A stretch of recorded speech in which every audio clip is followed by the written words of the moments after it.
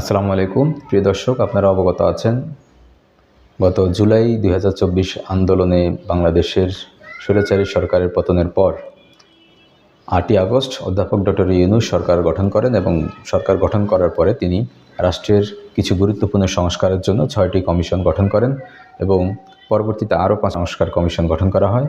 এই সংস্কার কমিশনগুলোর মধ্যে নারী বিষয়ক সংস্কার কমিশন একটি গুরুত্বপূর্ণ সংস্কার কমিশন ছিল। ইতিমধ্যে নারী বিষয়ক সংস্কার কমিশন বাংলাদেশ সরকারের কাছে কিছু গুরুত্বপূর্ণ সংস্কার প্রস্তাব নিয়ে প্রতিবেদন দাখিল করেছেন। উক্ত প্রতিবেদন দাখিল করার পর বিভিন্ন মহল থেকে তীব্র প্রতিক্রিয়া আমরা লক্ষ্য করেছি। যে এই সংস্কার কমিশনের মধ্যে যে বিষয়গুলো সবচেয়ে বেশি প্রতিক্রিয়া এসেছে বা সমালোচিত হয়েছে তার মধ্যে হচ্ছে বিবাহ বিচ্ছেদ ও ভরণ পোষণের ক্ষেত্রে ধর্মীয় আইনের বাধ্যবাধকতা যেটুকু রয়েছে সেটুকু তুলে দেওয়ার জন্য, এবং তারা দাবি করছেন যে ধর্মীয় বিধানের কারণেই বাংলাদেশে নাগরিকগণ এই বৈষম্যের শিকার হচ্ছেন। এজন্য তারা প্রস্তাব করেছেন যে একটি অভিন্ন আইন এখানে প্রণয়ন করার জন্য, এবং তারা বড় দাগে যেই আবেদনটি করেছেন যে বাংলাদেশের বিদ্যমান 300 সংসদীয় আসনের মধ্যে 600 আসনে উন্নীত করার জন্য, এবং এর মধ্যে 600 আসনের মধ্যে হচ্ছে সাধারণ আসনগুলো 300 আসনে এবং প্রতিটাতে একটি করে নারী সংরক্ষিত আসন রাখার জন্য, যেটা হচ্ছে সরাসরি নির্বাচন হবে। এবং আমাদের এই নারী বিষয়ক সংস্কার কমিশন যে প্রস্তাবটি করেছেন যে যৌনকর্মীদের শ্রমিক হিসেবে স্বীকৃতি দেওয়ার জন্য এবং তাদের স্বাস্থ্যসেবার সুনিশ্চিত করার জন্য সরকার ব্যবস্থা গ্রহণ করার জন্য, এবং আরেকটা বেশি যেটি সমালোচিত হয়েছে সেটা হলো স্বামী কর্তৃক জোরপূর্বক যদি স্ত্রীর সাথে শারীরিক সম্পর্ক করা হয় সেক্ষেত্রে তাকে ধর্ষণ হিসাবে বিবেচনা করে নতুন করে আইন প্রণয়ন করার জন্য প্রতিবেদন দাখিল করেছে। তার এই প্রতিবেদনের পুরো অংশ বিশ্লেষণ করা সম্ভব নয়। আমরা এই প্রতিবেদন যে 17টি অধ্যায় রয়েছে তার মধ্যে 3য় অধ্যায়ে যে গুরুত্বপূর্ণ সংস্কারের প্রস্তাবগুলো এসেছে সেগুলো আপনাদের সামনে তুলে ধরার চেষ্টা করব। 3য় অধ্যায়ে সংবিধান, আইন ও নারী অধিকার, সমতা ও সুরক্ষার ভিত্তি হিসেব ধরে কিছু সংস্কারের জন্য তারা প্রস্তাব দিয়েছে। তার মধ্যে তারা বাংলাদেশের বর্তমান গণপ্রজাতন্ত্রী বাংলাদেশ সংবিধানের মৌলিক কিছু সংস্কার আনার জন্য প্রস্তাব করেছেন।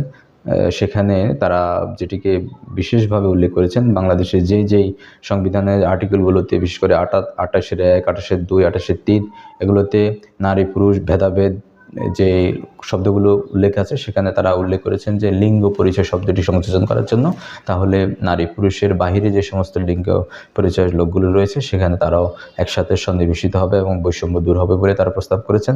এবং যেটি বিষয় দেখেছি যে রাষ্ট্র পরিচালনার মূলনীতি যেটি বলা হয়েছে যে আর্টিকেল 9 যেটা বলা আছে যে যেহেতু বাঙালি ও জাতিসত্তার মানুষ ঐক্যবদ্ধ ও সংঘবদ্ধভাবে মুক্তিযুদ্ধ অংশগ্রহণ করিয়া বাংলাদেশের স্বাধীনতা সার্বভৌমত্ব অর্জন করিয়াছে, সেহেতু বাঙালি সহ সকল জাতিসত্তার ঐক্য সংহতি হইবে বাংলাদেশী পরিচয়ের ভিত্তি, এটিকে লেখার জন্য বলা আছে।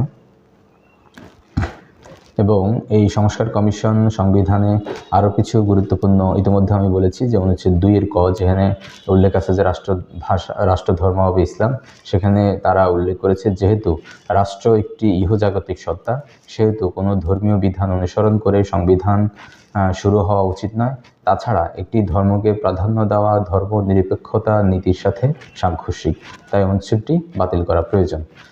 এর সাথে হচ্ছে বাংলাদেশের যে আমরা বাংলা ভাষা রাষ্ট্রভাষার জন্য বাংলার জন্য 1952-তে জীবন দিয়েছে সেই ভাষার প্রতিও তারা কিছু পরিবর্তন আনার জন্য বলেছেন। অনুচ্ছেদ 3-এ যেটি আছে সেখানে তারা বলছেন দেশের সকল নাগরিকের ভাষার প্রতি বৈষম্যহীনতা নিশ্চিত করতে এবং তাদের অধিকার সমুন্নত রাখতে প্রজাতন্ত্রের রাষ্ট্রভাষা বাংলার পরিবর্তে প্রজাতন্ত্রের রাষ্ট্রভাষা বাংলা, তবে রাষ্ট্র অন্যান্য ভাষাভাষী নাগরিকদের ভাষার স্বীকৃতি ও মর্যাদা নিশ্চিত করবে, এটি উল্লেখ করার জন্য।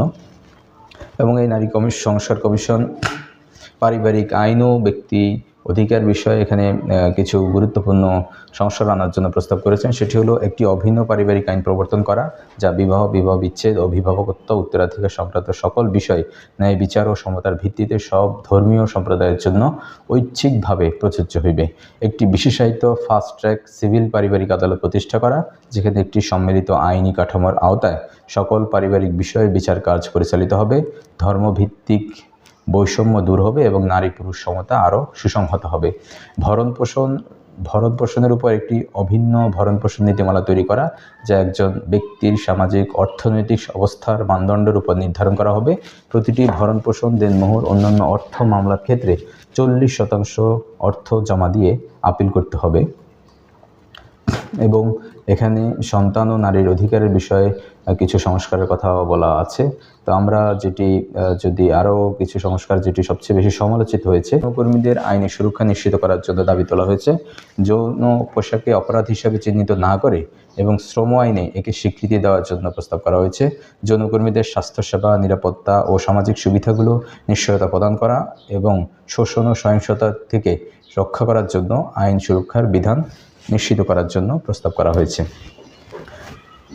মোটের উপরে এখানে অনেকগুলো সমস্যার কথা বলা হয়েছে, তবে বাংলাদেশের বর্তমান অবস্থা, কৃষ্টি কালচার এবং ধর্মীয় দিক বিবেচনা করলে যে বিষয়গুলো উঠে এসেছে, এখানে আরও একটি প্রস্তাব গুরুত্ব সহকারে এসেছে যে বাংলাদেশে যে বিদ্যমান উত্তরাধিকার আইন রয়েছে, এটা সাকসেশন ল যেটি রয়েছে, সেটিকে সংস্কার করে এখানে বলা হয়েছে নারী পুরুষের সমতার ভিত্তিতে যেন সম্পত্তি বণ্টন করা হয়, যেটি কোরআনিক ল এর সম্পূর্ণ বিরোধী বলে আমরা মনে করি। এবং অনেক ইসলামিক স্কলার্সরা এই ব্যাপারে বলেছেন, যেখানে আল্লাহর দেওয়া বিধান নির্দিষ্ট করে দেওয়া আছে কে কতটুকু অংশ বণ্টিত হবে, কার কতটুকু অংশ পাবেন।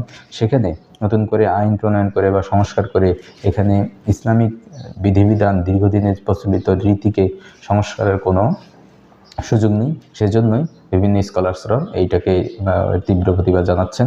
এবং বাংলাদেশে যে একটি অভিন্ন আইন প্রণয়ন কথা বলা হয়েছে, যেটি বিবাহ বা বিবাহ বিচ্ছেদ আইনগুলো, সেটা হচ্ছে একটা ধর্মীয় রীতিনীতির আলোকে এই আইনগুলো প্রণয়ন করা হয়েছিল এবং এটি দীর্ঘদিন ধরে বাংলাদেশে প্র্যাকটিস হয়ে আসছে। যদি আমাদের ইসলামিক, যেহেতু এখানে মুসলমান ধর্ম সংখ্যাগরিষ্ঠ লোকজন বসবাস করে, সেজন্য ইসলামিক মূল্যবোধের ভিত্তিতেই বিশেষ করে এই পারিবারিক আইনটি মুসলমানদের জন্য যেটি প্রযোজ্য, এই আইনটি যদি হিন্দু ধর্মের লোকদের জন্য প্রযোজ্য হিসেবে ঘোষণা করা হয়, তাহলে অবশ্যই এখানে হিন্দু ধর্মাবলম্বীদের একটি প্রতিক্রিয়া আসবে। সেজন্য এখানে যেহেতু বিভিন্ন ধর্মের একটি অসাম্প্রদায়িক বাংলাদেশ, এখানে দীর্ঘদিন থেকে আমরা দেখেছি একটা সম্প্রীতির বন্ধনে আমরা পরিচালিত হয়ে আসছি এবং আইনগত কোনো প্রকার সমস্যাও তৈরি করে নেই। সেজন্য আমরা মনে করি ধর্মীয় আইনগুলোকে প্রাধান্য দিয়েই এখানে আইন প্রণয়ন করতে হবে। এই কমিশনের যেটি সমালোচিত হয়েছে সেটা হলো, এই কমিশন যারা সদস্য ছিল, সংস্কার কমিশনের প্রস্তাবগুলো করার সময় এখানে ইসলামিক জ্ঞান সম্পন্ন কোনো ব্যক্তিকে আমরা তাদের উপস্থিতি দেখি নাই। সেজন্য এটি সবচেয়ে বেশি সমালোচিত হচ্ছে।